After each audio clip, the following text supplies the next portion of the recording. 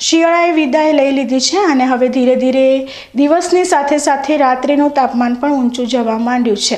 તાજેતરમાં ઉત્તર ભારતમાં થયેલી હિમવર્ષાને પગલે માર્ચ મહિનાના પ્રથમ અઠવાડિયામાં ઠંડીનો ચમકારો જોવા મળ્યો હતો, પરંતુ હિમવર્ષા બંધ થયા બાદ હવે ખૂબ જ ઝડપથી તાપમાનનો પારો ઊંચો જવા માંડ્યો છે।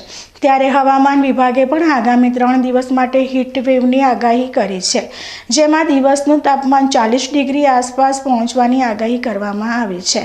વાતાવરણમાં ગરમીની શરૂઆત 10 માર્ચથી થશે, જેમાં બનાસકાંઠા, કચ્છ, રાજકોટ, અમરેલી અને ભાવનગરમાં પણ ઉષ્ણ લહેરની અસર જોવા મળશે।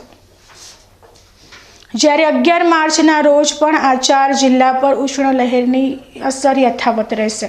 ત્યારબાદ 12 માર્ચની વાત કરવામાં આવે તો ભાવનગર અને અમરેલીને બાદ કરતાં બનાસકાંઠા, કચ્છ અને રાજકોટમાં ઉષ્ણ લહેર યથાવત રહેશે અને આ 3 દિવસ દરમિયાન દિવસના તાપમાનનો પારો 40 ડિગ્રીને પાર પહોંચે તેવી પ્રબળ શક્યતા વ્યક્ત કરવામાં આવી રહી છે।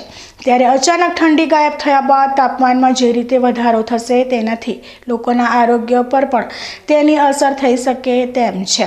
ત્યારે લોકોએ અચાનક ગરમી વધતા શરીરના તાપમાનને જાળવી રાખવું પણ એટલું જ જરૂરી છે અને તેના માટે વધુને વધુ પાણી પીવું હિતાવહ છે અને શક્ય હોય તો ORS વાળા પાણીનો ઉપયોગ કરવો। આ ઉપરાંત હીટ અવર્સ એટલે કે 11 વાગ્યાથી સાંજના 5 વાગ્યા સુધી બહાર જવાનું ટાળવું।